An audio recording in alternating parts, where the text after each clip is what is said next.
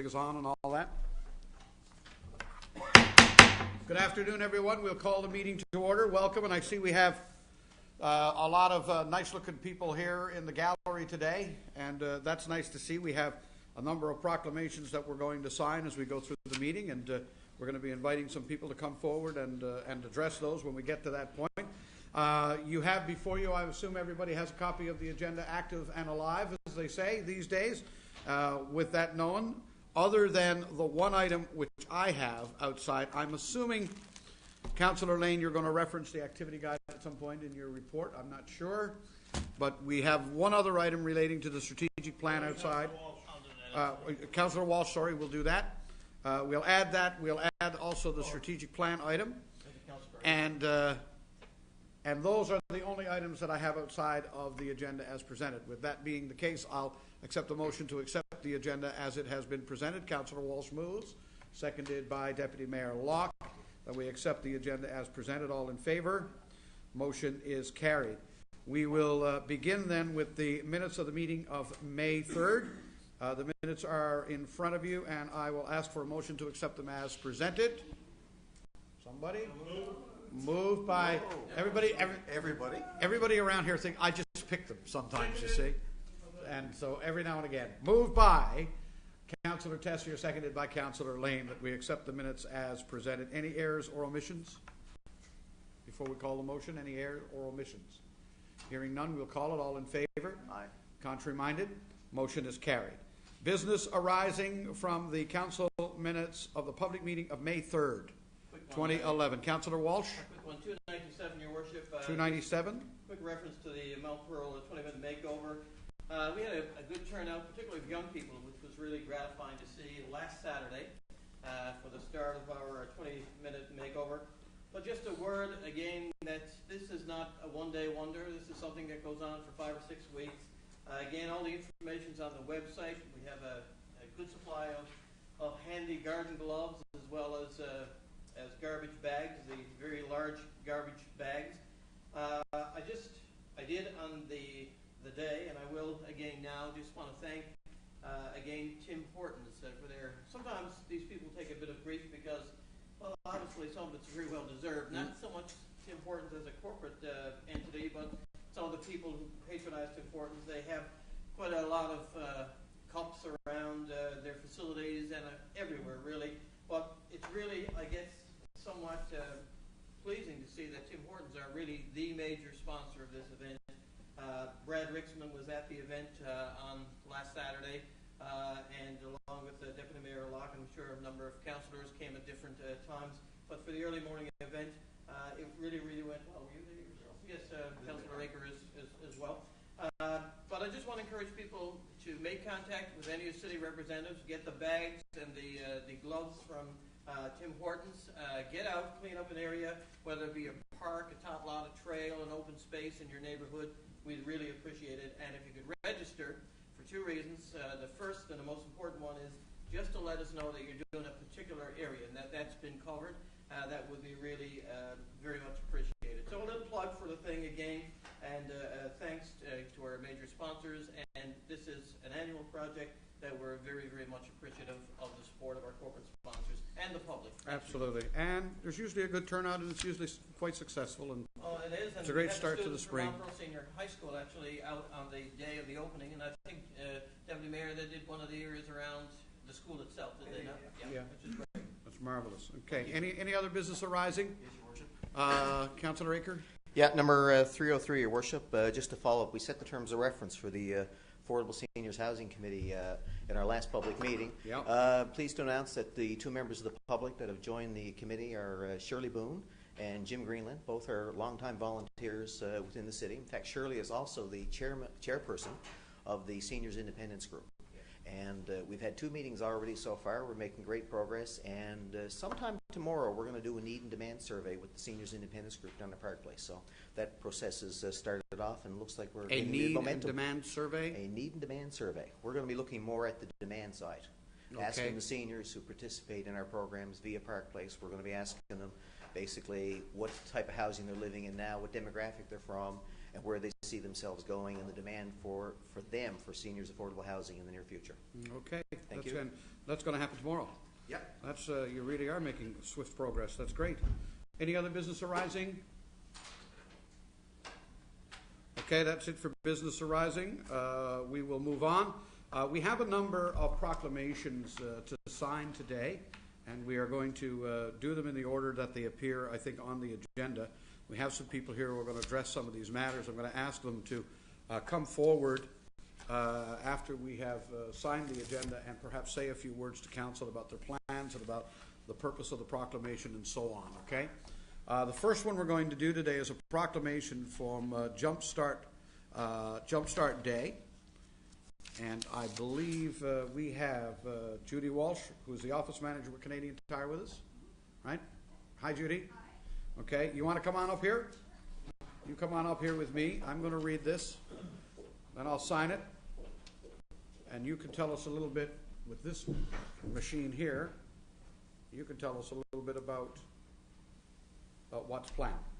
So first of all, we'll start with the proclamation itself. Whereas 1 in 3 Canadian families cannot afford to involve their children in sport or recreational activities. It's amazing to think that 1 in 3, but that's the reality. And whereas Jumpstart believes all children should have the chance to run, skate, play, grow, and participate in organized sports and recreation such as hockey, dance, swimming, and basketball, so they can develop important life skills, self-esteem, and confidence. And whereas Canadian Tire Jumpstart helps kids in financial need participate in organized sport and recreation, with 100% of customer donations going directly to kids in this community. And whereas since 2005, Canadian Tire Jumpstart has helped more than 315,000 children across Canada participate in organized physical activities, including 19,380 children here in Newfoundland and Labrador. And whereas Sport Jump Day is a day dedicated to raising awareness across Canada so all kids can play, now therefore be it resolved that this city, the city of Mount Pearl,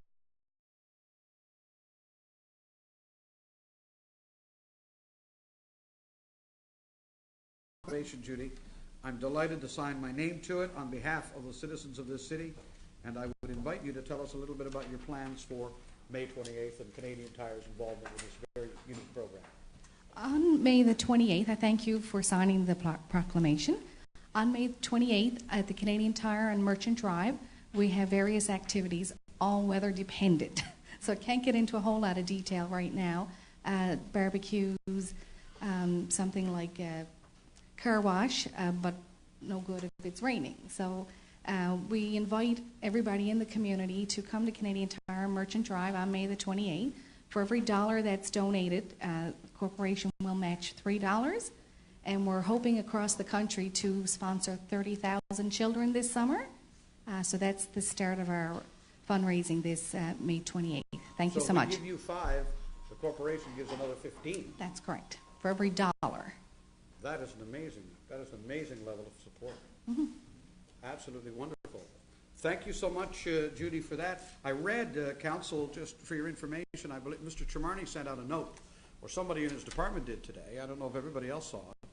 But last year, I think it was, or in the last year, $28,000 raised in Mount Pearl. Over 130 young people were able to engage in sport and physical activity in our community who otherwise might have been denied that opportunity.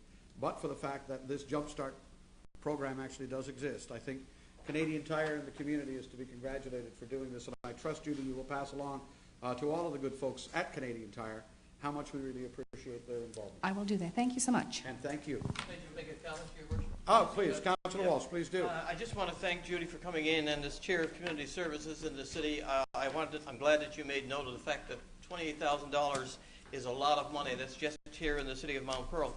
What's ironic about that is Mount Pearl is sort of considered as one of the more affluent areas in the region. Now, if we're receiving $28,000 of commitment for young people who can't normally be able to afford to be involved in some of these programs, you can imagine the need that's actually out there. So I know Mr. Ralph and the people at Canadian Tire are involved in a lot of great programs, none better than this one. This is a fabulous opportunity.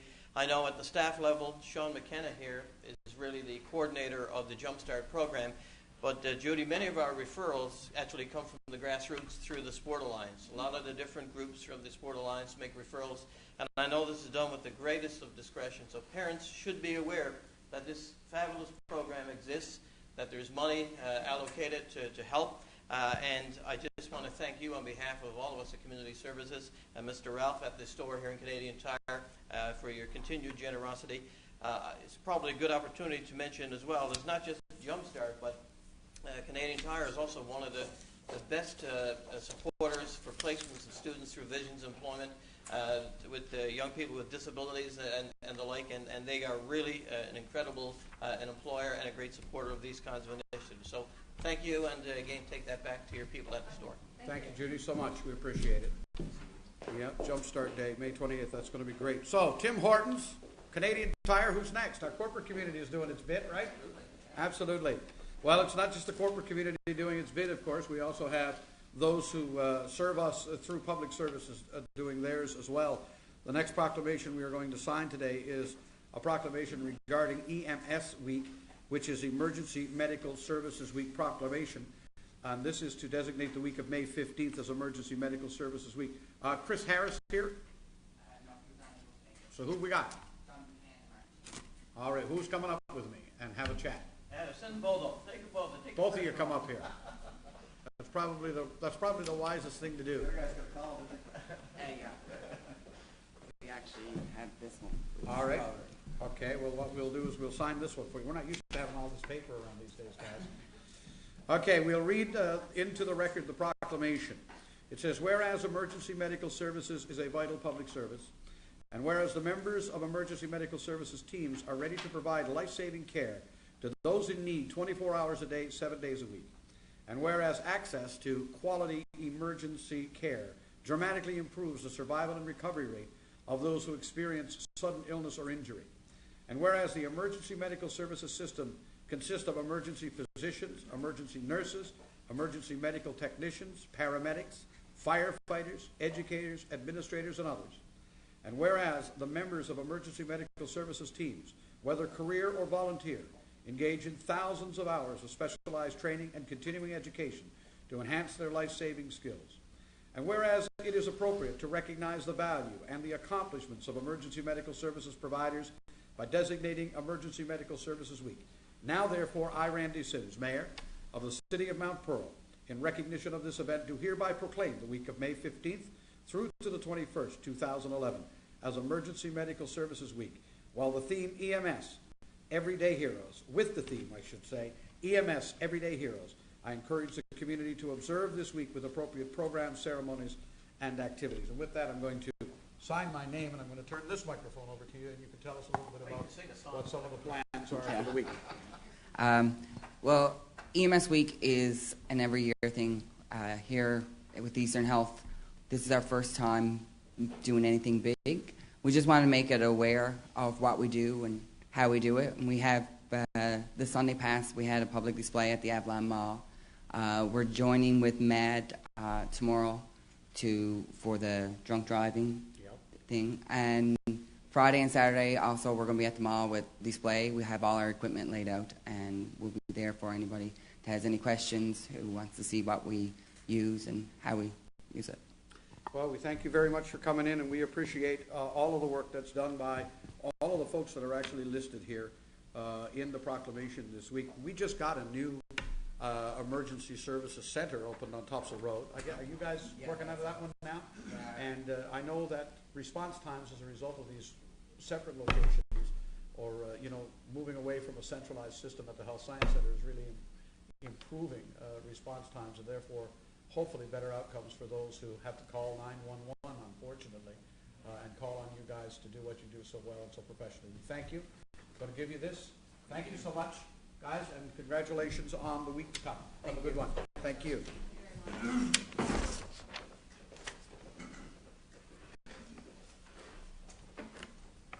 Ever had to do that? Ever had to deal with a 911 call? Have somebody come? Have emergency medical services come and deal with someone who's actually been in an accident or in trouble? Normally the fire department is the first. They're pretty swift, I got to say. They know what they're doing. Now we probably EMS now because their location is that's what I said, it's gonna be quite interesting, because normally the fire department, I know, the one time I had to call 911, it was quite a few years ago, and of course, the fire department were the first to respond, and of course, the ambulance and They do fabulous work. it's great. Thank you so much. We have another proclamation. We're going through a lot of them today. Another proclamation, and this one is for Municipal Awareness Day. I'm going to sign this one, and I'm going to invite Councillor Lane, I think, to have a few words to say about this as we sign the proclamation.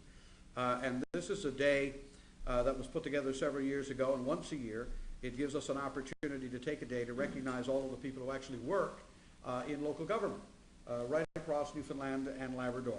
The proclamation reads as follows. Whereas municipal government is responsible for the provision of services that enhance the quality of life of its citizens, and whereas dedicated mayors, councillors, and staff are essential for the effective governance of their municipalities, and whereas citizen involvement is essential for an active community, and whereas it is fitting and proper to recognize and encourage the contribution of all who work diligently for the improvement of our municipalities, therefore be it proclaimed that on May 18, 2011, be known as Municipal Awareness Day in the municipalities of Newfoundland and Labrador, in recognition of the vital role of local government and in recognition of all those whose efforts support it. And I am honored to do that and sign it on behalf of the citizens of the city of Mount Pearl. And Councillor Lane, I know this is coming through your committee. We have some things planned. Yes, thank you, Your Worship. We do have some things planned for this. First of all, let me say, and I guess it ties right into your proclamation. As we all know, in our democracy here in Canada, we have three levels of government, and of course that being federal, provincial, municipal, and they all have important roles to play. But when you really think about it, and I think even our colleagues in the other levels of government would recognise this as well, that when it comes to the day-to-day issues that people have, the day-to-day concerns and problems and so on, more often than not, it comes through the municipal level of government on a day-to-day basis. And, it can be very demanding to the municipalities, not just to the elected officials, but certainly to our staff. And so I want to take this opportunity, certainly, to acknowledge the great work that our staff do here at the City of Mount Pearl. It is very much appreciated. Sometimes it may be taken for granted, I think it's fair to say. People never think twice about the fact that when you put out your garbage, you come home, it's gone. You turn on your tap, you've got clean drinking water, and you have your fire service at your disposal. And I think sometimes, certainly here in the province, in this country, I think we take a little of that for granted. And if you have the opportunity to travel abroad and so on, you realize just how good we have it.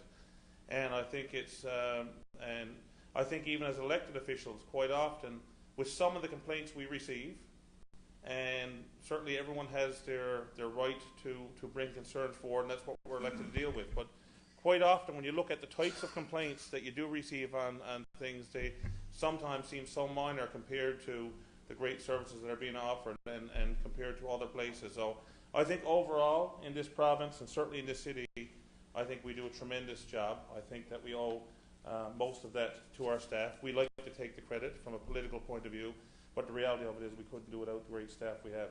So I do want to acknowledge them and thank them for all of their hard work throughout the day. And while this may be Municipal Awareness Day, I think really every day we should be appreciative of the great work that's going on, particularly here in the City of Mount Pearl. Anyway, with that being said, there are a couple of items that I just wanted to bring forward that in celebration of Municipal Awareness Day, we're going to be doing some things. We're doing the proclamation here now. There's going to be, I think, some trivia contests and so on for staff.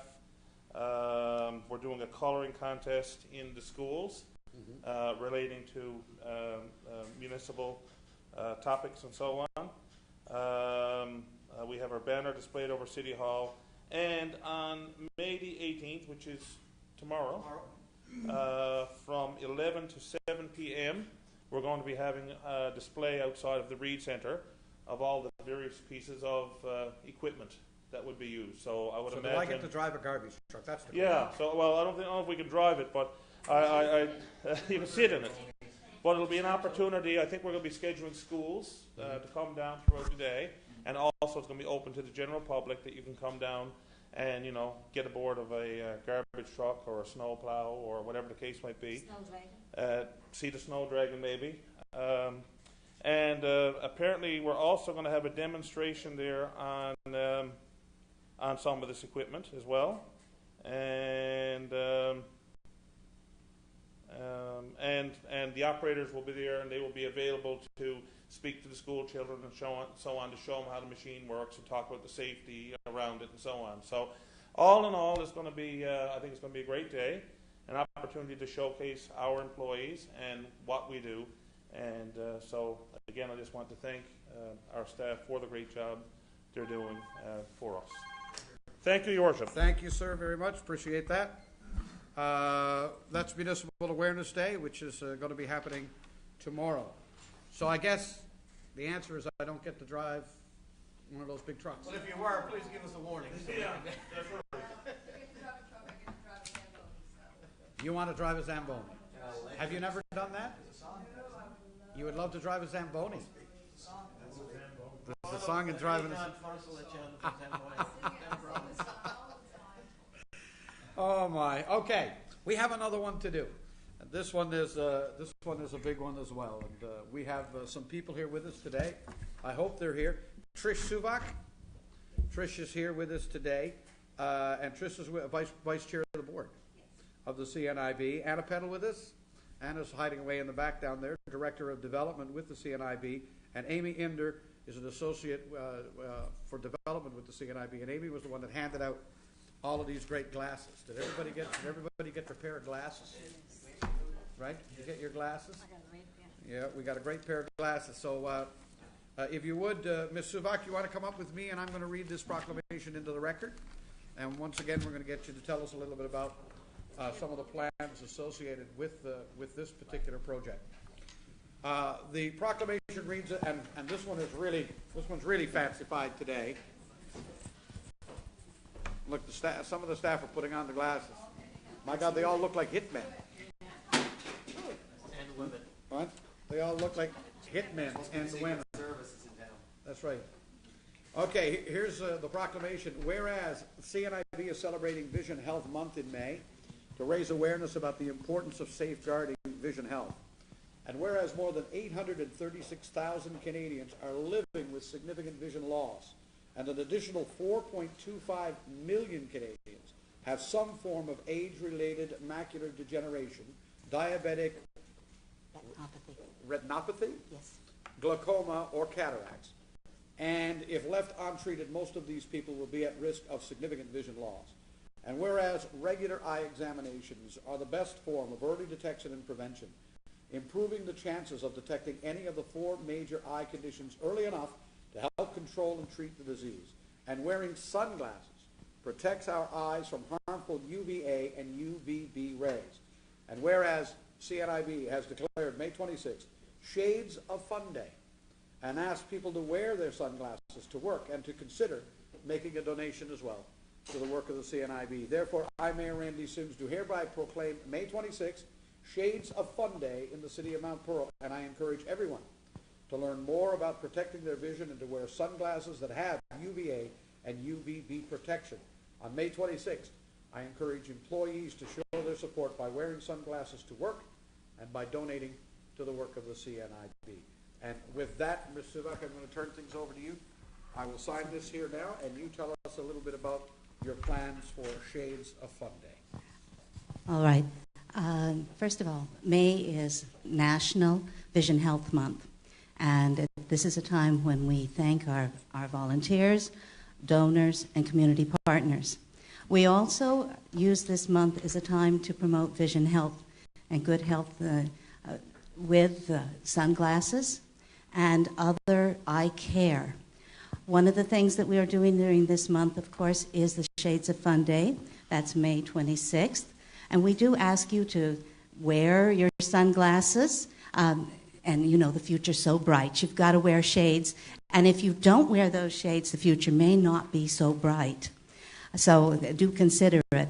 It's also a time when we put together some fundraising activities, and if you wish to become involved in the fundraising aspect of that, we do have information for you. I think Mona has that. Other than that, I'd like to thank you very much, Your Worship, for inviting us here in the town of Mount Pearl, city of Mount Pearl. For $20 donation to the CNIB. Yeah, yes, I think it'll probably have to be for giving us your support. And there we have it. Well, thank you very much. We appreciate all the work of the CNIB. I've had the pleasure of working hand in hand with a lot of people at the CNIB over the years in another career path, and I have to tell you, the organization does phenomenal work on behalf of people with vision impairment in our community, and it is truly appreciated. All the work that you do, I trust that both the donations will flow, and a lot of us will wear our sunglasses on May 26th. Now, I'm not wearing them now because I got my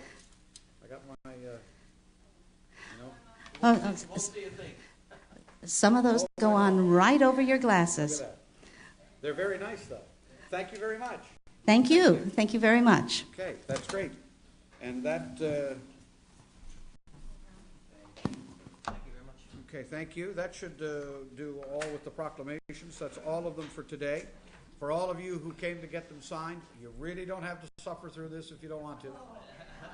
All right, we're going to move on now and do committee work, and I can assure you, it's only the people from the media that we make suffer through this. Thanks, guys, very much, all of you. It's appreciated. We're moving on. We have no correspondence to list today. We are going to move to committee reports. First on the agenda today is Public Works. Councillor Tessier, the floor is yours. Thank you very much, Your Worship. We're spending some money today. The tender was called for the supply and the delivery of one sod cutter. The bids received with one bid actually only received from CBS Rentals in the amount of $5,413.83. So we're recommending that the tender be awarded to CBS Rentals for the price that has been tendered. And I so move. Moved by Councillor Tessier, seconded by Councillor Walsh. Question or comment? All those in favor? Contrary minded? Motion carried.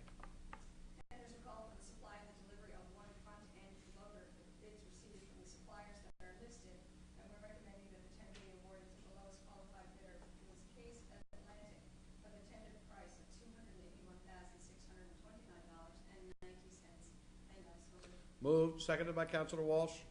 Questions? All those in favor? Contrary minded? Motion carried. Tenders are called for the supply and the delivery of one loader-mounted snow blower. Honest to God, we just watched the last flake of snow melt and we're talking about it already. Yeah, you're ready. Honest to God. So the bids were received from the suppliers that are listed, and we are recommending that the tender be awarded to Nortrax with the lowest qualified bid in the amount of $124,243.50. And I so move. Moved, seconded by Councillor Walsh. Questions, comments? All those in favor? Contrary minded? Motion's carried. And here we go again. Tenders were called for the supply and the delivery of two tandem plow trucks with bids received from the suppliers that are listed. And we're recommending that the tender be awarded to Western Star Trucks. They have the lowest qualified bid in the amount of $460,904.40. And I so move. Moved and seconded. All those in... Oh, sorry, Councillor Lane? Just wondering, do they have side guards? Do they? Anything that we do now that is side yard equipped and has the possibility for side yards, or side yards would be. So these will have side guards. We have a policy doing Yes, that, that's why it's a good I question don't know to if ask. it's a written policy, but I know that we said Well, that's what we would do. We supported the Jessica campaign, That's right. of course, when it first came out several years ago. And Jeanette Holman Price and Betty Council Chambers, if they would serve as well. So where it's possible, we would certainly support that Yeah. initiative for others. And in this case, the answer is yes. Absolutely. Okay. All those in favor? Contrary minded? Motion carried. That's the end of your committee report. We're moving on. Community Services Committee report. Councillor Walsh, if you would. Thank you very much, Your Worship. The first of several items here pertains to the continuation of the purchase of some chairs for Park Place. A number of years ago, we started purchasing a particular type of chair that was convenient for stacking, and it was a good quality chair. And we'd like to pick up an extra 50 of these stackable banquet chairs. I'm mentioning it in this way because it's not going through a public tender for a particular reason here. Like, this is a continuation of something that we had tendered a couple of years ago, and of course they need to match and also fit for the stacking for those chairs. So with the approval of council, I'd recommend that we get these chairs from Canada Chair Company at the price that's listed there, plus $7, I think, for each chair for shipping and handling. And I so move. Moved Seconded. by Councillor Walsh, seconded by Councillor Lane. A very vibrant Councillor Lane. He's very enthusiastic in it. All those in favor? Contrary minded? Motion is carried. He's one of these guys who says, "This mic working?" Yeah. He's one of those. The next item here, Your Worship, deals with the policy that we have in the city for art in the atrium. Excuse me. The revised policy is appended to the report with some changes and modifications that were brought forth in part by some of our business community.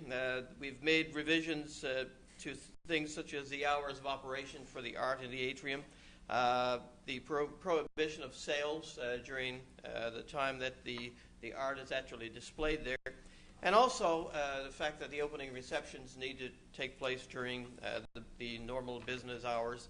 But I think the most significant change was the fact that the original intention of the art in the atrium was to try to promote some of the fledgling artists and some of the very professional artists in the city of Mount Pearl. So one of the restrictions, since it is here in our own city hall, is that we promote our own local artists. So that's a major revision in that as well. As I said, the policy is appended for your review. We've already had an opportunity to see it in council, and we're bringing it forward as an amended policy for the public to see, and just to make note of the fact that these changes have been made. Again, it's our continued efforts to support local artists and the general arts community, Your Worship, and we're obviously very pleased with some of the amendments and revisions that have been made to it. And I'd like for council to approve the motion for the adoption of this revised policy, and I so move. Moved, seconded. Question or comment? All those in favor? Contrary minded? Motion is carried. Thank you, Your Worship. Thirdly, we have a tender which I'm obviously very pleased to announce.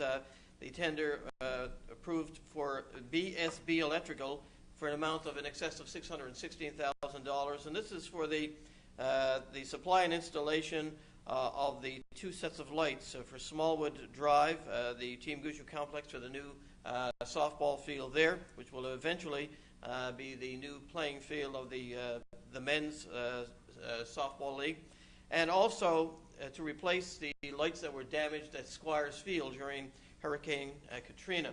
Unfortunately, Your Worship, not Katrina, sorry, Igor, sorry. There's a there's a Freudian slip. Yeah, well, actually, I'm glad we weren't affected by Katrina. Yeah. Actually, yeah. But Igor, the lights that were and the poles themselves, they weren't in great shape anyway, but they were excessively damaged in that storm. The bad news, of course, is that we're not going to get these replaced and in time for this current softball year. But in our meeting just this morning of Community Services, we asked that if it's possible at all to do it, or if it's logistically the way to proceed, we'd like to have the Squires Field lights installed first, so that once they're in, the ladies can probably resume their action on the Squires Field, their playing time in the evening, and because right now we've worked out some sort of a compromise with the men's league in St. David's to allow the women to have access to the playing field there. Once the lights are in and they're operational, that requirement will no longer be there. So it would make sense, obviously, for us, since the men's league are going to be staying put for this year anyway. So when can it happen? Well, we're hoping that sometime in August. Depends on who you listen to, really. Mr. Lush says it's going to be August or September, and he's probably right. But all I can tell you is that as expeditiously as we can get it done and get them in, we'll do it, and we will try to get Squires Field done first. That's all I can tell you at this point in time. And so I need approval, sorry, for that tender, Your Worship, and I so move. It is moved and seconded. Questions or comment? Just one quick follow-up point there, as we discussed as well, Councillor Walsh. I think when we do the Squires Field with the lights, we're going to be making some other capital improvements to their facility as well. Well, we've done some work, I think, in the field, but we're also going to be doing the dugouts, and I think we're going to be cosmetically, like, looking at painting it up and stuff too. So we figure if we're going to put brand new lights in there, we may as well spruce her up a So they're little going bit to while we're suffer at this it. summer, but they're going to really like it next summer. Absolutely, those players. yeah. So it'll go above and beyond the lights, actually. Okay, Which is, that's good. All those, Councillor Aker. Just, I have to follow what Councillor Lane is saying. So, will the dugouts, that won't be done to coincide with the lights? More than likely, the dugouts will be done sooner rather than later. The ladies are playing on that field, which was damaged by Igor last year. I think they're starting in a couple of weeks. So, and I think one dugout had to be torn down and perhaps replaced, and the other one has to be improved. I'm just curious what the timing is for that. The improvements on the dugouts have actually begun. They're not completed yet, but one of the dugouts has been worked on, and I think as a result of our meeting this morning, the plan is to go down, have a site visit, have a look at what needs to be done. There was a meeting yesterday with Mr. Philpott to address some of those very concerns. So, yeah, I think the shorter term, they're going to bring that up to speed in terms of the ability to not only play on the field, but also to improve some of the amenities like the dugouts. That field, I guess it's fair to say, for a number of years, has probably not had the attention that it deserves. So over the next several years, there might be a need for improvements, even things like score clocks and other things. And keep in mind that as a result of the Igor damage, we did have an insurance claim on that we're hoping will help defray some of the costs of some of these changes and improvements, including the lighting, because the lighting was the single greatest cost that we had there. So yeah, in answer to your question, Councillor Ager, those things are being worked on right now and will probably be done well before even the lights are finished, because, as you say, the ladies will be using the field, just not after dark, because the lights won't be there. Call the question then. All those in favor? Aye. Contrary minded, motion is carried. Just by way of information, Your Worship, up at the Ross King Memorial Library, which has become the home of the Services Canada Centre for Youth, I just encourage people to drop by, have a chat with any of the councillors there. They work with Service Canada as a summer employment opportunity for them, but what they do is far more important. They actually try to secure matches for people who are looking for student employment, and of course provide employment for the young people who are looking for a little bit of work. So it's a real good matching thing. A lot of times people will contact Service Canada for odd jobs, different types of employment, but there's also opportunities for many of the employers, the businesses, even levels of government who may have opportunities for employment. One of the first groups or organizations to be onto that will be the Service Canada Youth Centres across the province, and we're happy to have one located right here in Mount Pearl. For those who don't know, of course, the Ross King Memorial Library is right next to the Reed Centre, across from motor vehicle registration, but most young people probably will be able to access it online through servicecanada.ca and go in and browse some of the job opportunities that are there. So I mention that only as information. And the last thing, Your Worship, is information only. This colorful activity guide is out for our summer programs. Programs like the J-Camp have such tremendous uptake that we could probably fill 3 of them. The truth is, they're excellent programs, very, very well staffed, well run. We've got a template that's been developed for years that we continue to work on and improve on. But if you look in this guide, and whether you look at it electronically because it is online, or this copy, in fact, I received one at my home today. So these are in the mail. I guess the intent is today, tomorrow, the next day, to have these to every home in Mount Pearl. If you read it and go through some of the exciting things that are coming up this summer, you can't help but be impressed by the diversity of the programs and activities that are for visitors, tourists, but our own citizens as well. And again, I want to remind people of this calendar is also online. So there's no need to be bored. There's lots to do for seniors, for aging adults, for families, people of all ages and interests right here in the guide. And I just want to make mention of that today, Your Worship. Thanks very much. Thank you very much. Guide looks great, guys. Question there? It does. Deputy Mayor? Just one question there. I noticed that I received mine yesterday as well, Councillor Walsh, and flipping through, there's an indication that there is ice time available, ice time rentals at the Smallwood Arena. I'm just wondering when the ice will be taken off the Smallwood, and are the rentals going to be available throughout the summer? I don't have the answer to that. Maybe Mr. Chimarney knows exactly what the plan is for the ice. I guess there's a little contingent on the availability of the new ice surface. Mr. Chimarney? That's right. It has to do with when we can take over the expansion of the glacier. There is still ice at the Smallwood, and it will stay on until all of the final commissioning is completed and the flushing of the building. So the ice will probably stay on the Smallwood probably until late June, and probably get ice in July on the new pad, and then close the Smallwood. So they'll switch. That's correct. So it would transfer. That's correct. Yes. Okay, that's perfect. Thank you.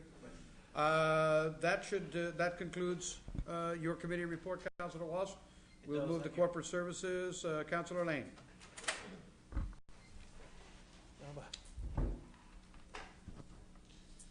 What have we here? Okay. Are you ready? I'm ready. Are you okay? Yes, sir. All right, perfect. First item, Your Worship, relates to the Municipal Safety Council.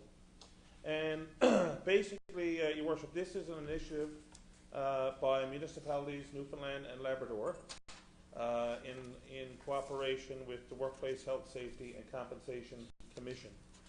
And I guess that this stemmed from some surveys and so on that were done by municipalities Newfoundland and Labrador over the last couple of years of their member municipalities as it relates to occupational health and safety, whether or not they had occupational health and safety programs in place, whether or not their employees were trained, looking at what the workers' compensation rates were for municipalities, the number of LTIs, lost time incidents that they were having, and so on. And I guess through that, there was always a thought that perhaps municipalities weren't up to scratch when it comes to accident prevention and so on.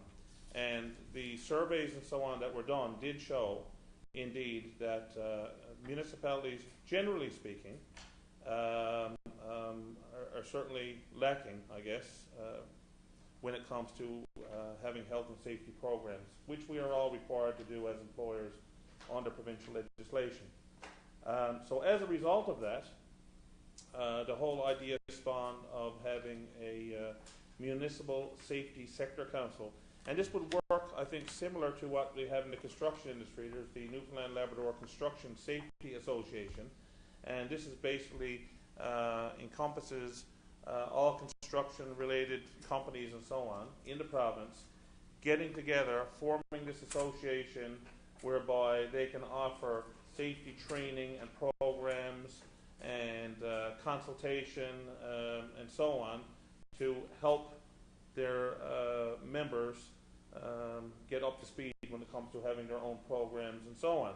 So the thought is to take that same concept now and apply it to the municipal sector and to actually develop this organization that would help municipalities develop health and safety programs, provide training for their staff and so on.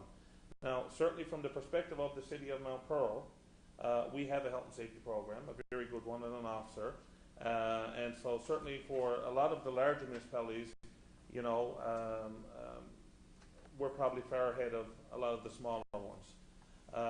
But nonetheless, there is a need out there generally in the municipal world, and we've been asked to play our part in this initiative to help get this off the ground. So the plan is that the Workplace Health Safety Compensation Commission are going to fund this program over a 3-year period, but what they need is a commitment from all of the municipalities that once this 3 years is over and they're up and running, that it has to be self-sustaining. So basically in I guess putting our contribution toward this to ensure that this happens, we've been asked to make a contribution of $2,300 annually, which would start 3 years from now and ongoing into the future to support this association, which we would derive benefit. And I think there's argument that, that the smaller municipalities will probably benefit more, and that may be true. But I think that we all agree that there could be some benefit in it for the city of Mount Pearl, as well as the fact that we want to do our part to help our neighbouring municipalities and smaller municipalities. We're all in it together, we all have to help each other out. So with that in mind, I would make the motion that we would support a $2,300 annual contribution towards the Municipal Safety Sector Council, which again would not come into commencement until, I guess it would be 2014. 2014. I so move. Moved, seconded by Councillor Tessier. Yeah, this is a very good idea. My understanding is that when it comes to workplace accidents and workplace issues, the Construction Association is certainly one of the more dangerous areas one works in. Fisheries is another dangerous area. But it's my understanding that municipal workers actually work in relatively dangerous environments most of the time. You've got people down in ditches and out in tunnels and down in sewer lines and driving heavy equipment and doing all of these kind of things. We have a tendency in our little world to think of everybody sitting in an office pushing a pen, and there's danger even there. Apparently, our experience rating as municipalities, as a category, has not been that strong, even though Mount Pearl itself in the last few years has particularly enjoyed a good rating. We're doing very well. The reality is that the sector itself needs help, and anything that helps it helps us, I think. So I would applaud Council's decision on this, and I would recommend approval of it, obviously. I think it's the start of a really good thing, long term, for the municipal sector itself, this being just a day ahead of Municipal Awareness Day. It's a good time to do it. Anybody else with a comment or a question? Hearing none, we'll call it. All those in favor? Contrary minded, motion is carried. Okay.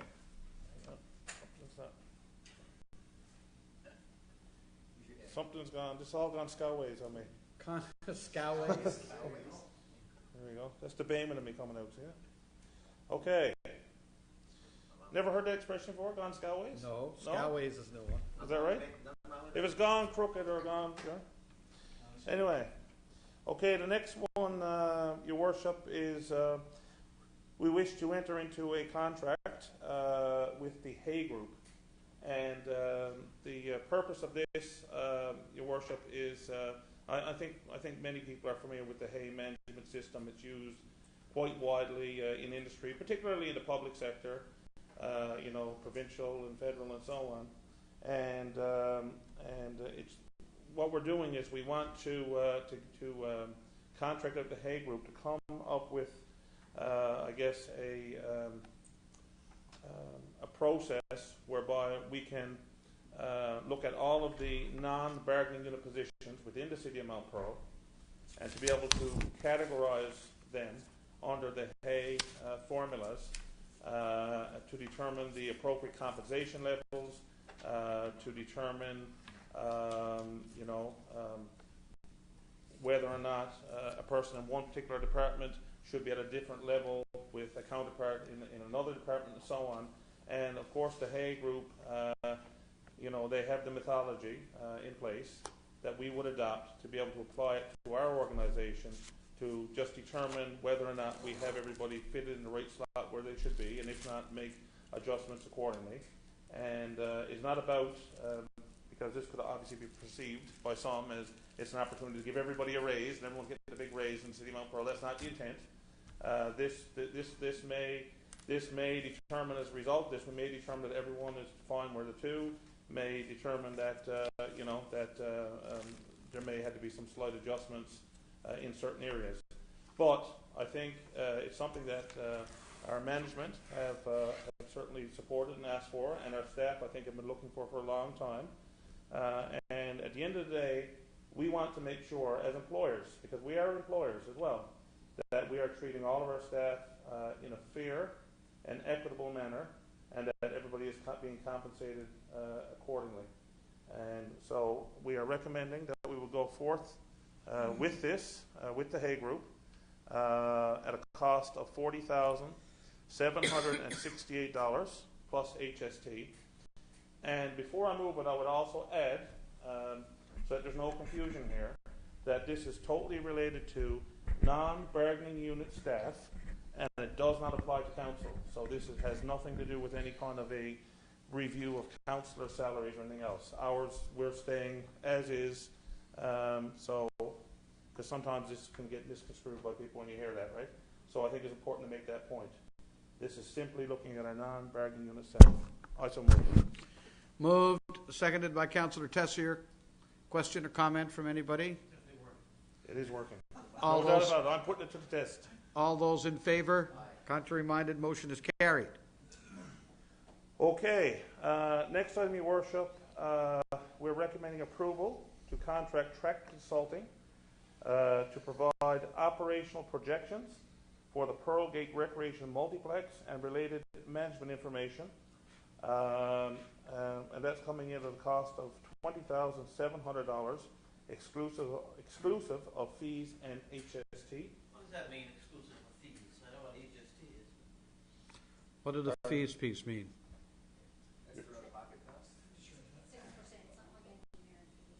It's like a contingency, is it? It's how much? It's like a contingency, is my understanding, isn't it? 6%? So they get Oh, okay. $20,000 plus 6% plus their 13%. Gotcha. Okay. They got to knock, don't they? Right. And of course, Your Worship. I mean, obviously the purpose of doing that. I mean, it's no secret we're opening up a brand new multi-purpose facility. It's going to be, while it will contain a lot of the infrastructure that we currently have, it is all going to be going under one roof. There's going to be synergies there and everything else, and we need to understand, I guess, where that sits from an operational perspective in terms of staffing and everything else that we're going to require. So I think it's important if we're going to open up a brand new facility like this and the money we've invested in it, that we're also going to make sure that it's run properly and it's run efficiently and so on, and that's what this is going to help us do. So I so move. Moved, seconded. All those in favor? Contrary-minded, motion carried. Next item, Your Worship, seeking approval. Well, I already went actually.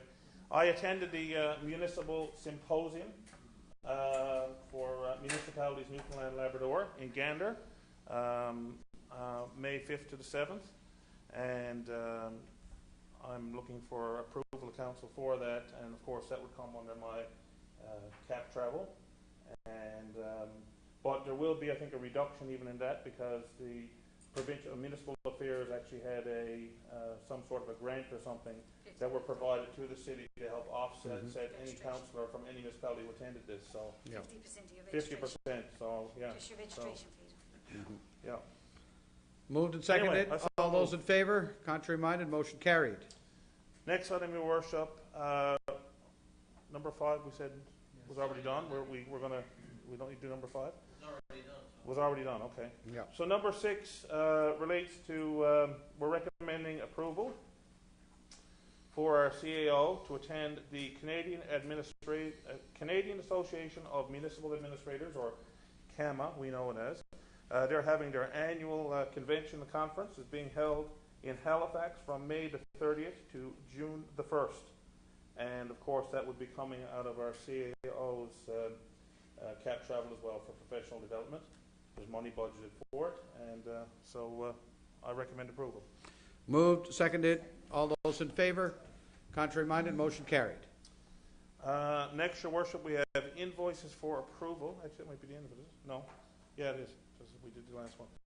Invoices for approval totaling $483,535.55. They're listed there 1 through 10, and I so move.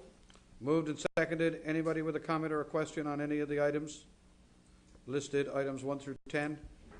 Hearing none, we'll call it. All in favor? Contrary-minded, motion is carried. That's it from me, Your Worship. Thank you. And that's it for you. We're moving on to engineering services. Councillor Aker.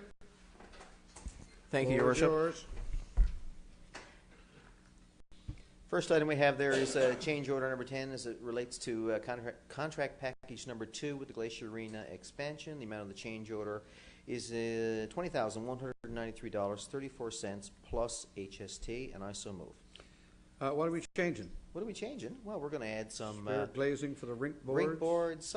Some of this, these 4 items, now 5 items listed here, has to do with the transition between the old building and the new building. So some of the costs are incurred because they couldn't be foreseen in the design stage. But taking a look at the spare glazing there for the rink boards, apparently in the transition zone where you go from the cold ice to the warm part of the arena at one far end, they had to order some spare pieces of glass that will facilitate basically the removal of the existing panes if one happens to get broken. If you were at any of the Blades games last year, you might have noticed several panes of glass get broken from time to time. So this is really the purchase of some extra panes so that we can get a head start to ensure that, you know, in the first week of operation or thereafter, if any panes of glass get broken, we can immediately replace them. And we have to relocate a sprinkler stand piping? Yep. The sprinkler system got to be relocated? Yeah, that's the biggest part of that change Yeah. order. Yeah. Okay. And that's, again, it's more to do with the transition, the unforeseen work that came about when we look at tying in the old building with the new. All right, we'll call the question. All those in favor, contrary-minded, motion is carried. Thank you. The next item, Your Worship, is number 2, tender for asphalt crack ceiling. A single bidder, Crown Contracting, in the amount of $24,085.95. Just to note that the project budget was established at $20,000. The work will be done on a priority basis. In other words, we'll be doing the worst first. The contractor will stop once we reach the point of the budget, which is $20,000. Once we got all our money spent, we're done. Just like home. Just like home. And I so move. All those in favor, contrary-minded, motion is carried. Third item is tender of cleaning for city facilities. There's three bids were received. The lowest bid is Kellaway Construction in the amount of $159,330. Just a little note there about Park Place. The line items on the bid that Kellaway's made, the items for the cleaning for Park Place, which is a twice-a-year thing, seemed a bit high. So that's been struck, and I think that work ultimately will still get done because from time to time Park Place needs a good cleaning. Not just, you know, the floors washed and waxed, but the whole area of the kitchen and the bathrooms given a good once over. And that will be covered off by the same contract that is being utilized for this building here, as I understand it. That makes sense, Director? Okay. All right. And I so move the contract in the amount of $159,330 to Kellaway Construction. Moved by Councillor Akers, seconded by Councillor Stoyles. Question, Deputy Mayor. Just wondering what city facilities are covered by this cleaning contract? This contract is outside of the depot and outside of the of City Hall. So basically, I think we're talking about the Reed Center, Park Place, track and field. Would not include the soccer clubhouse, I don't think. Would it be also the community center up on Kenmount Hill? Up that way? No, that'd be down by the Y, right? That's pretty much it? Okay. Three facilities? Oh, yes, the pool.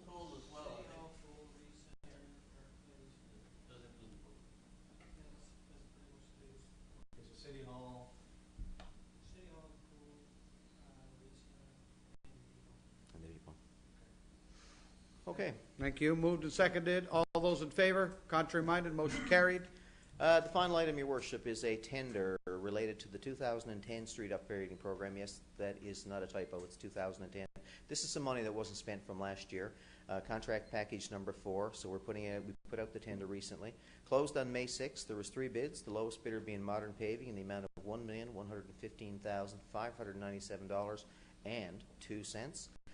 It's within budget, being recommended by the Engineering Services Department, and I so move the tender be awarded to Modern Paving. Moved, seconded by Councillor Stoyles. Questions or comments? Deputy Mayor? Just wondering now what streets are covered under this particular. Those streets, I don't have the list in front of me, but they will be, as I understand past practice, they will be now posted on our website now that this tender has been awarded. Track, I can tell you the intersections are on the intersections on Placentia and Ruth. That's the Small was on there and Placentia's on there. And the other one is Winston. Okay.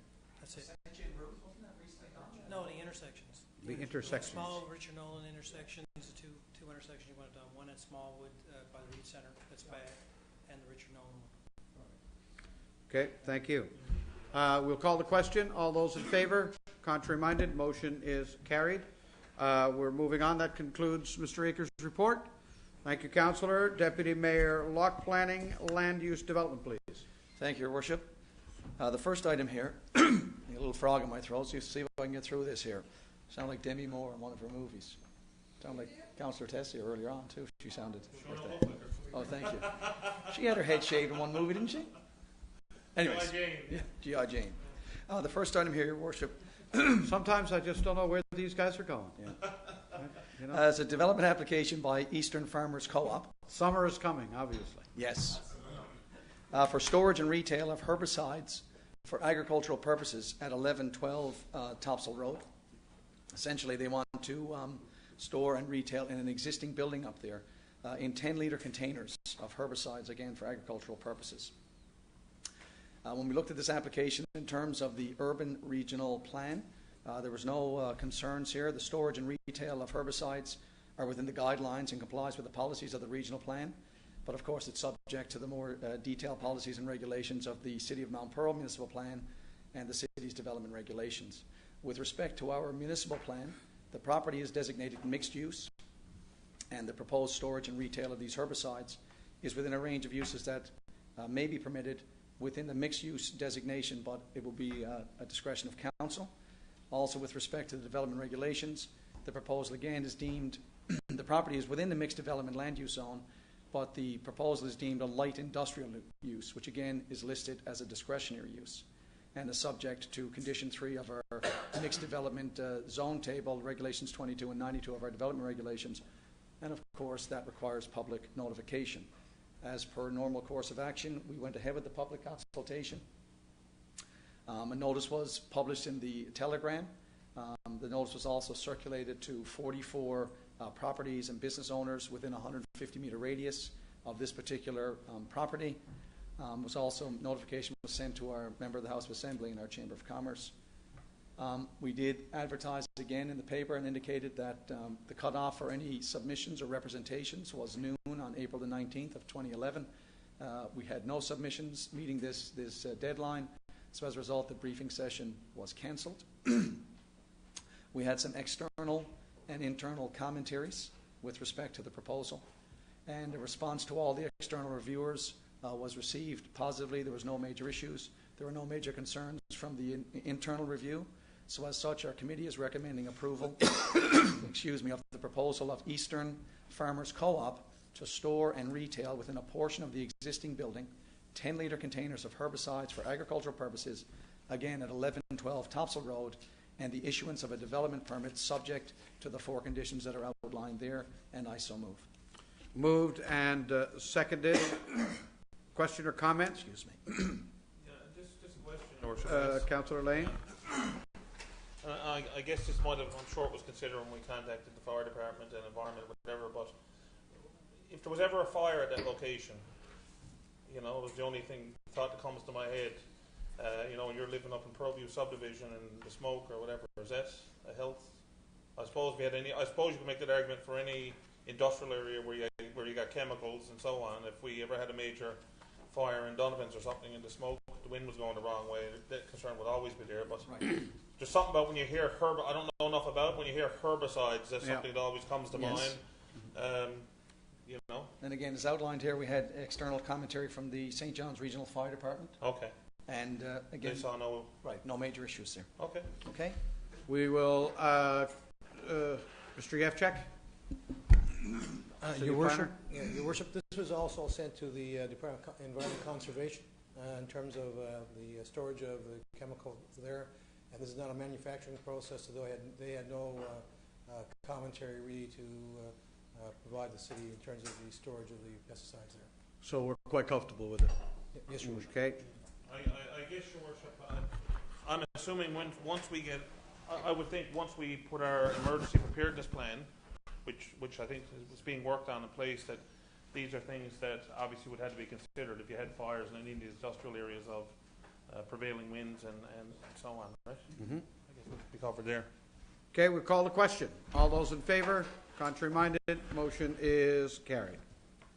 Thank you, Your Worship. The next item here is the development application the city has received from BMT Fleet Technology Limited on behalf of Eastport Properties, proposing to proceed with Phase 2 of the Beckland Road industrial subdivision located north of Topsail Road, west of Moffat Road, to link in with the existing Kenmount Business Park. As it's indicated there, in September of 2009, the city approved Phase 1 of the Beckland Road subdivision, which included the construction and widening of the Beckland Road from Topsail Road intersection to link in with the Kenmount Business Park. So Phase 2 is now ready to proceed, and it includes the development of the remainder of the land in 2 parcels located north and south of the Beckland Road that has since been completed. Again, we had external and internal commentaries, and our Planning and Development Department has no objection with the proposal. So as such, our committee is recommending approval of Phase 2 works of the industrial subdivision of Beckland Road as proposed by BMT Fleet Technology Incorporated on behalf of Eastport Properties Limited, and recommends approval of Beckland Road Phase 2 subject to the 6 conditions outlined there, and I so move. It is moved and seconded by Councillor Aker. Question or comment? All those in favor? Contrary minded? Motion is carried. Thank you, Your Worship. And the next item here, Your Worship, is an FYI. It involves some cleanup work along the Waterford River here. The city submitted a proposal to the Conservation Corps Newfoundland and Labrador for such work as cleanup along the Waterford River, and we're pleased to say that it has been accepted. So this was in response to our proposal that was sent back in February of 2011. So we're looking at getting some work done, much needed work along the Waterford River here. Boy, that's great. Yeah, good news. I figured you'd be happy with this, and you might be leading the charge, actually. Just as some background information, the Conservation Corps Newfoundland Labrador And a backhoe. Say again? Leading the charge in a backhoe. Well, you wanted to drive a garbage truck, maybe we can get you to drive a front-end backhoe. loader. Yeah, a front-end loader. Or an excavator. There's areas in that river I would like to be able to put a backhoe in it. Yes, indeed. To clean it out. Well, let's see what happens.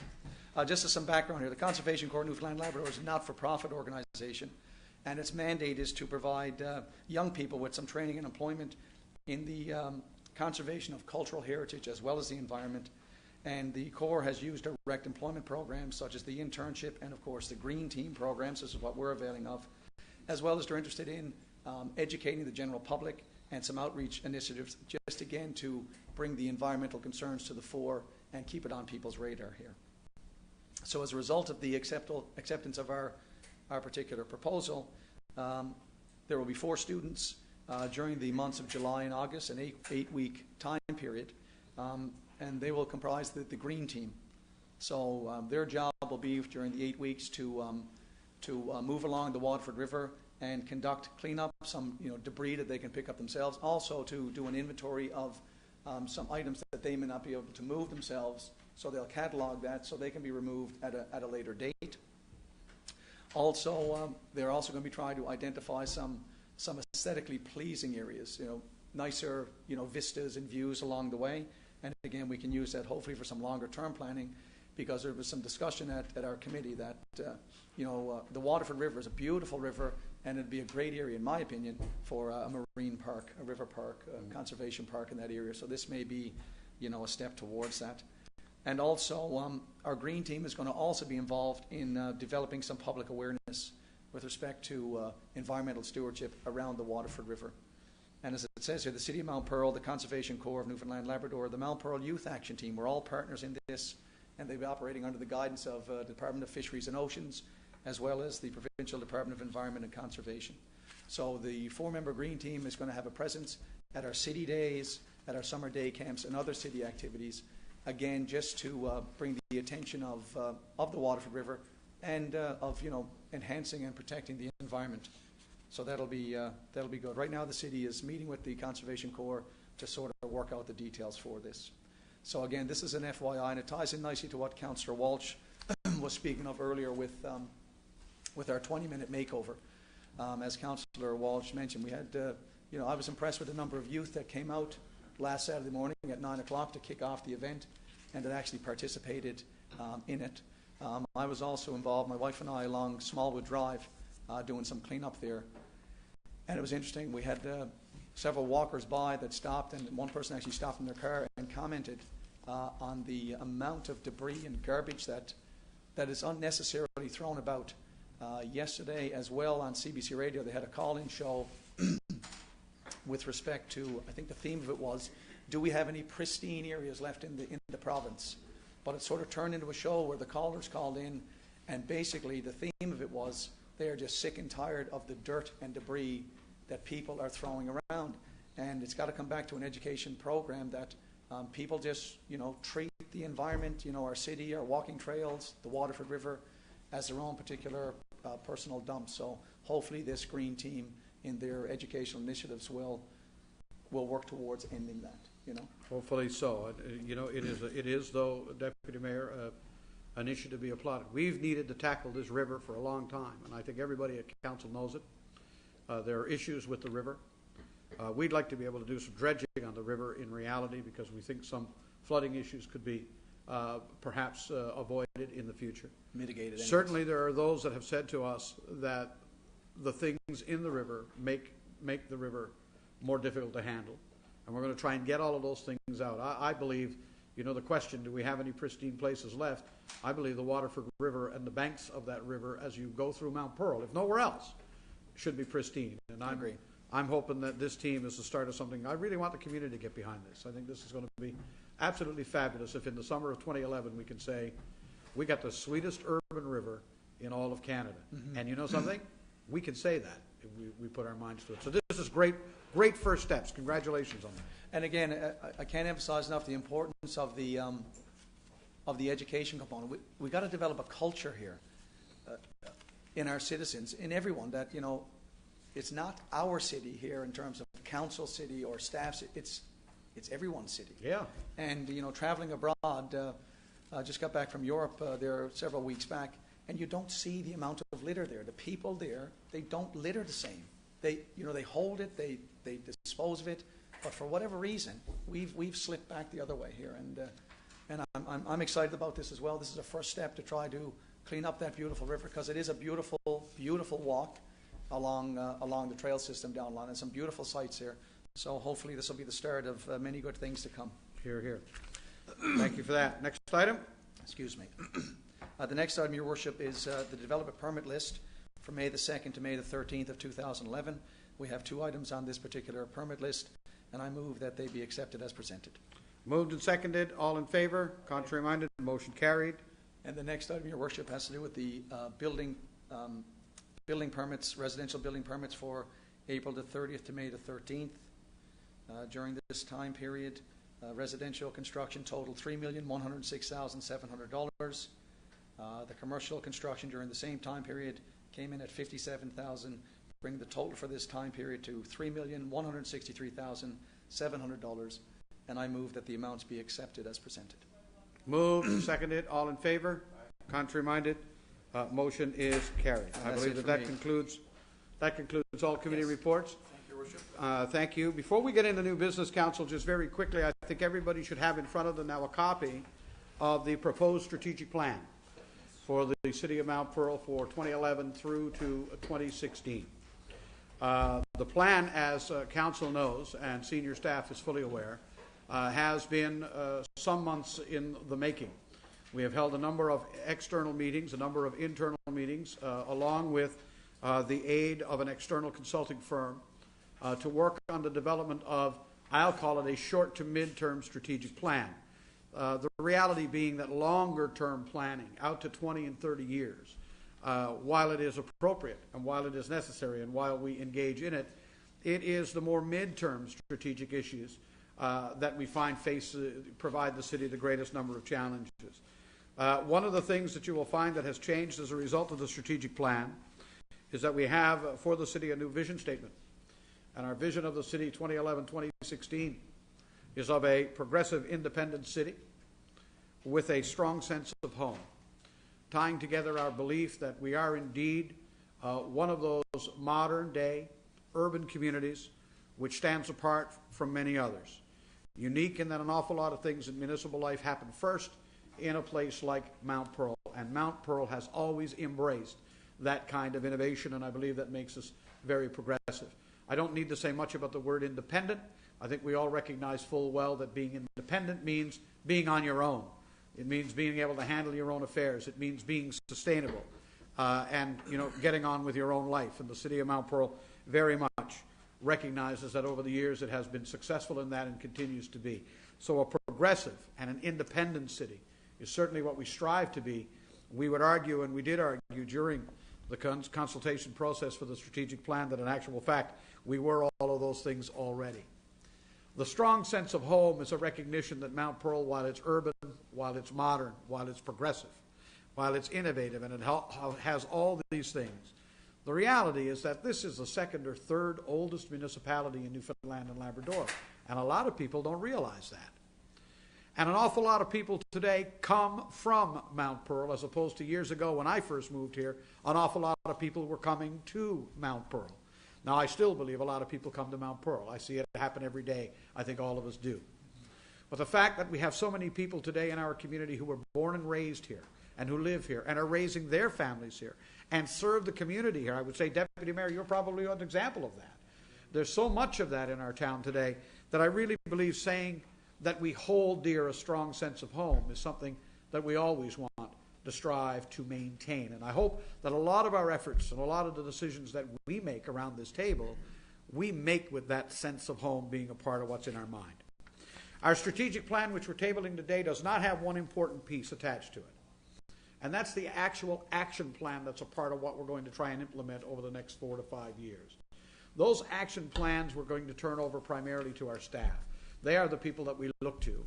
The managers here, the managers elsewhere, our unionized and non-unionized staff that we look to say, get this job done for us. We have said to them, here is our vision. Here is our plan. In this document are our goals. In this document are our objectives. In this document are some of the big strategic issues that we face as a city.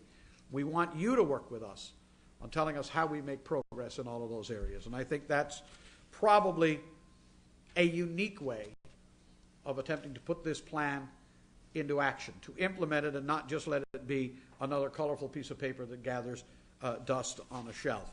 We articulate, as we do in all strategic plans, what our mission is, what our vision is, what we believe our mandate to be, and so on. But I think the most important element here is to recognize that what we have identified and put in the plan for the next 4 years in reality constitutes 4 strategic issues that we are going to look at for the city of Mount Pearl. Those issues are that we must continue. One is to continue to provide an innovative, creative, and sustainable suite of municipal services and programs that sets us apart as a vibrant and independent city. And by that we mean, can we do what we're doing better?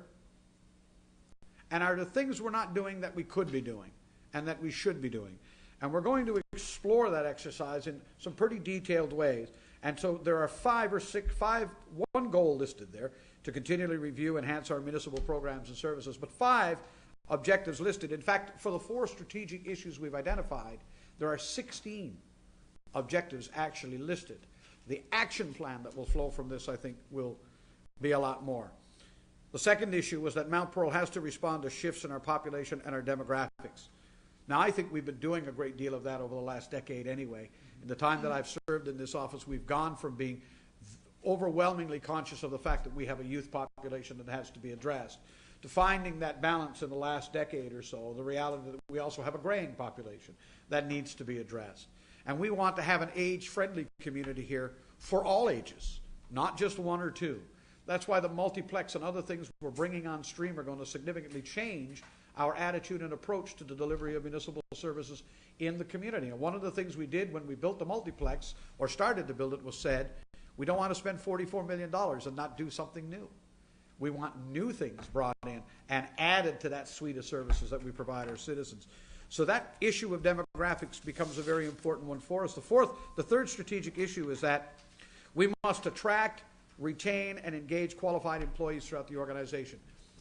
You know what was for me concerning wasn't that we've gone through some significant changes in our senior management in the last little while, as evidenced by the new faces around the room here, and the new roles and duties that they now hold and perform. It was when we went after a mechanic and found we were having trouble competing. And when we go after non-unionized people and find we're having trouble competing in the market.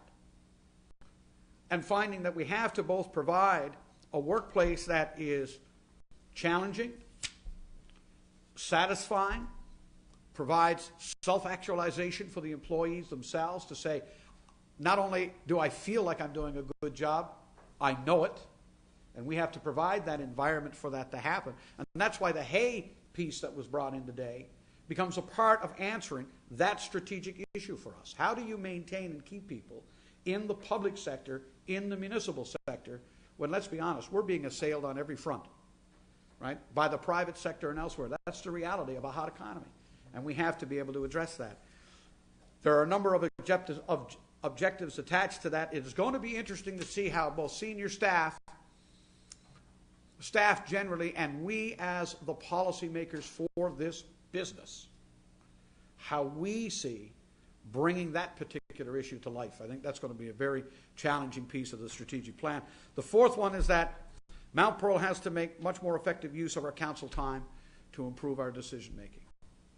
And I think that was I have to applaud council for putting that in as an issue for us, because we really can get ourselves bogged down in the day-to-day minutia of what runs this municipality without taking time to look at the true bigger pictures and bigger issues that face us municipally, in the now and in the future.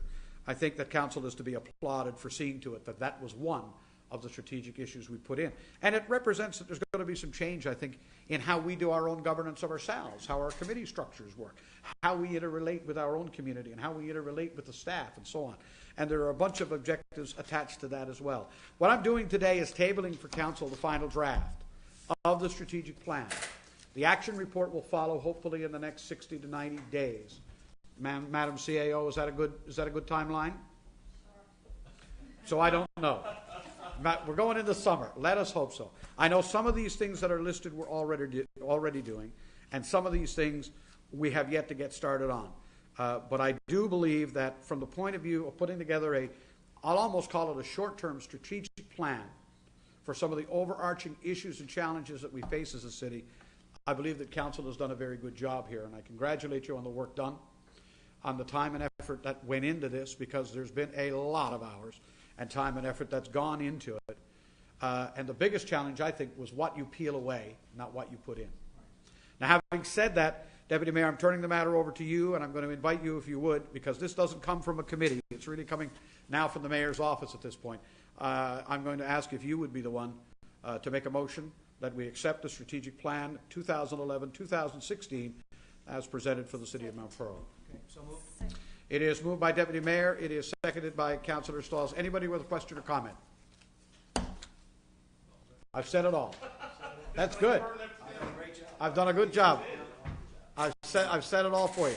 We're going to call the question. All those in favor? Contrary-minded? Motion is carried. Strategic plan is adopted. We will now officially move on to the new business. Councillor Aker, the floor is yours. I have none, sir. Thank you. Councillor Walsh. Quick item, Your Worship. I just want to extend a word of congratulations to our youth. We kicked off Youth Week this week in the City of Mount Pearl last night with a debate here in the council chambers. Who got to go, by the way? I wasn't able to get there. I was there, and I think Councillor Aker was able to make it. Was it good? It was a busy time. Yeah, it was. You know, one of the things that I enjoyed about it, it was the fact that it brings these young people together, and you know what struck me more than anything else last night was the fact that they just had a lot of fun with it. You know, it wasn't too serious, it wasn't too onerous, it wasn't too competitive. It was an opportunity for them to get together, to socialize, to have some fun in the form of a debate. It was just another activity as part of Youth Week. The culmination of the week, obviously, Your Worship, is on Wednesday night when we have, you know, I guess what can only be described really as a bit of a gala event with the Focus on Youth Awards. It is a televised event by Rogers. There will be an opportunity to play that back, and it does really generate quite a buzz in the city among our young people, but not just with our young people, throughout the entire community. A lot of pride comes forth on that particular night, and in preparation for it, a lot of work goes into it. But in fact, it's just part of a full week of activities. I know Thursday evening they have 7 bands participating in a raucous activity that the young people really, really look forward to. And on it goes. There's coloring competitions for young participants at the school level. So it's just a full week blocked with activities like skating, swimming, competitions, and the culmination, as I said, the real focus is the Focus on Youth event on Wednesday night. I want to wish them well, thank them for last night's activities, and I'm sure they'll have a full, productive, and enjoyable week of activities throughout the course of the week. Thanks very much. Thank you very much. Councillor Stiles? Thank you, Your Worship. I do have a couple of things. A couple of things I want to mention for different organisations. And Lupus will be doing their annual walk at the Reed Centre on June 12th. And of course, there's a lot of organisations this time of year is getting their walk and doing their fundraising. The same day, ALS is doing their walk at the Reed Centre, and Crohn's and Colitis has their walk. And the president, of course, of Crohn's and Colitis is a resident of Mount Pearl, and their walk is in Boyne Park, and they're all happening on Sunday, June 12th. So I wanted to get a plug-in for each of those organisations, and anybody interested in getting involved, I'm sure they can get on the websites on each of those organisations and get involved in the walk. Also, Your Worship, I wanted to mention an event that I'm going to be involved in, and that's the Mount Pearl Connects on May 25th. They're having a ladies' night, and of course they still have a few tickets left. Normally it's a sell-out event, and I know a number of councillors have purchased ads and they have to go in the booklet, and anybody is interested again in buying tickets for that, I'm sure they would love to have you. It's always a great event. Also, Your Worship, last week I attended the opening of Stony Valley Equipment here in Mount Pearl. It's a business, it's only 6 years old, it's Newfoundland owned. Apparently Tree Farmers started this business 6 years ago, and they've had an office in Mount Pearl now for 3 years, and they just built a brand new building in Donovan's, and I was in for the official opening of the new building, and just wanted to say, and first to send a letter wishing them well in the new building and everything here in Mount Pearl. And Fraser Pickett actually is the manager in there, and he asked me, Your Worship, if you could pop by and see him someday. Absolutely. So I said I would pass it on to you. He said he would love Absolutely. you to pop in and have a coffee with Go him visit, someday. go visit Fraser. Haven't seen him in a while. Absolutely. He said he knows you quite Will well. he let me drive a backhoe up the Waterford River? He might just do that. Actually, the equipment is a New Holland construction equipment, all the excavators and everything, so it was quite nice. We had a great tour in there that morning. It was quite nice. The other thing, Your Worship, I wanted to mention was, of course, this weekend was the symposium in Gander, and of course, one of the things that was released this weekend was the provincial waste management that our organisation, MNL, had taken on, and I have a copy, Your Worship, to present to you, to Council. Thank you. And there was 12 items that was recommended and basically approved by the organisation. I'm not going to highlight all of them, but I will mention the transportation cost, and that the provincial government has been asked by MNL to really look at the cost and the transfer sites to make it fair to all municipalities, because it's supposed to be, when this waste management was put in place, that was going to be the same for large and small communities, but the only difference is the transfer cost. I do understand, and some sites might have to pay to get it to the transfer station. Anyway, it was a lot of discussion on that. It was a full evening. It was 2.5 hours presentation, and Chairman Rogers actually chaired this project on behalf of MNL and certainly did a great job, and I just want to table it here today. And of course, overall it was a fairly good a weekend, and hats off to all the staff at MNL. The other thing, Your Worship, I wanted to mention is, of course, as most of you know, I have been involved with the Save Our People Action Committee. We just produced another brand new newsletter that's going to be going out to in the province. But one of the things I wanted to mention today is that the government have set up now phone number for people if they see a moose or a coyote or It's not only for moose, but it's something new. I've been trying to get into their website. I had a number written down to mention it today. Actually, they have 3 numbers for 3 different parts of the province. And of course, this is time of year that moose accidents are starting to happen. There was 3 this weekend, 2 here in the St. John's area, and 1 up Southern Shore that we know of, and it's probably another 3 or 4 that we haven't heard of as of yet.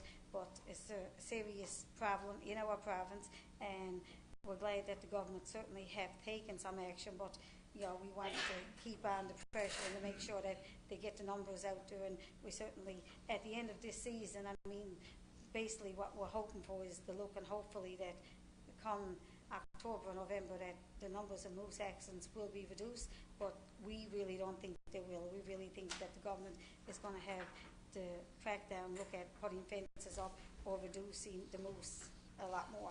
Anyway, Your Worship, I just want to mention that to the public, let them know that there is a number out there. If they do see a nuisance moose or a moose on the highway, that they can call and apparently have removed. That's it, Your Worship. Thank you very much. Deputy Mayor.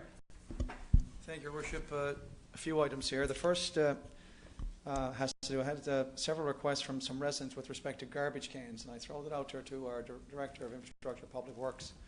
Primarily on the main walking paths that people take, they use the Ruth Avenue, the Smallwood Drive, the Old Placentia. I've received several emails about it as well. Yeah, so they're they're wondering if to cut down on the amount of litter and garbage, if we had a few more garbage cans placed along the main, the primary walking routes that people take. They need to be dumped more. Well, the petition that I received is that they're not cleaned often enough. Right. And I think I know the email that you're referring to with respect to some of them along the trailways in particular. Yeah. And it is nice to see that some people are in fact picking up their pet waste and disposing of it. But you're right. That was the spirit of that particular email. And but we can't go wrong with more. That's right. The bottom line. And I think we did it one year as well in the school zones. Like, for example, coming back from Wendy's, Tim Hortons, Acropolis Pizza, where the kids go at lunchtime, the school-age children, and many of them, because the lunch hour is so short, they're eating and walking. So if we, put a few more garbage cans along the way, it may encourage them, entice them to actually deposit the garbage there. So I just throw that out there for consideration if we can have a look at that. I attended the hockey banquet last Wednesday evening, I think it was, for the Mount Minor Hockey Association. I just wanted to congratulate all the, first of all, the executive for Mount Minor Hockey did a great job, ran a tremendous program.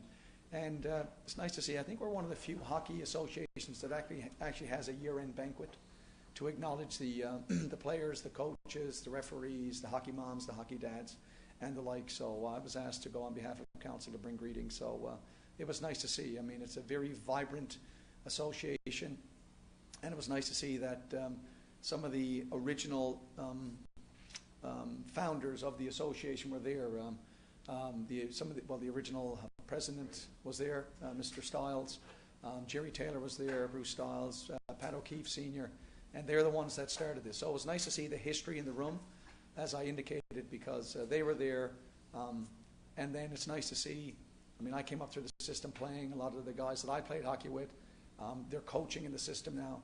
And a lot of the kids that I coached over the 25 years that I've been coaching, they are now coaching as well. So it's nice to see the 3 or 4 generations there. So the Minor Hockey Association is great, and I just wanted to commend the organizers of that event. The last thing as well, it wasn't mentioned here, but the Etc. Show that was put off. Councillor Tesser may be able to speak more to that. It was their 25th anniversary. I know teaching in the high school system, the amount of hours that the children put in, but of course the Goldings that organized this. It was they took little tidbits of the last 25 years and did the performance. It was outstanding, great reviews again, lovely write-up in the Telegram. I think it was last Friday or Saturday, and of course the kids were just excited about it. So I'm looking forward to tomorrow night, the gala that Councillor Walsh made reference to, because my understanding is some of the performers in the Etc. are going to be performing tomorrow night. So I really look forward to that. That's it for me. Thank you, Your Worship. Councillor Lane. Nothing. Councillor Tessier. Just a couple of things. Yes, I had in my little jot notes there to acknowledge Senator 25 as well. I'm sure that we all got there over the course of this past week. I have a son who's who's actually a performer in the show, and it's just outstanding. I mean, when you're there, it was called You Can't Stop the Beat. Well, you can't stop your foot from tapping when you leave either, because it was so wonderful. And you forget that they are actually children performing. You do, because it's just top-notch performances. So again, I echo your sentiments. It was just a fabulous show. I'm noticing in the activity guide, there's a lot of notices there to residents that are very important. Of course, garbage collection, roaming pets. But one that we're really getting ready for now is we're getting close to fire pit season now. Today is a lovely day. Today was Friday. I can tell you there'd be a lot of people preparing for a fire pit this evening. So I want to make sure that the residents are cognizant of what our regulations are. They need to be, of course, keep safety in mind at the forefront all the time, most importantly. And the one thing that causes the problems, the one thing that brings the complaints to us as a council is when things are done that causes an annoyance to the neighbors. And that's the issue. So as long as our residents are cognizant of wind, speeds, and of course what they're burning. They need to burn dry, seasonal firewood all the time. Nothing else, no garbage, nothing wet, nothing that's going to create a lot of smoke, a lot of smell. And if everybody adheres to the regulations, there's absolutely no reason why we can't have a wonderful summer where people can enjoy their backyard fire pit with their friends and their families. So again, I just want to remind our residents that we're getting close to that season now, and we have regulations in place with regards to fire pits for a reason. We all enjoy them, as long as they're enjoyed responsibly. So that's just a reminder to our residents. Thank you. All right, thank you. Nothing else to add. We will accept a motion to adjourn. Moved by Councillor Tessier that we adjourn. We are adjourned. Thank you.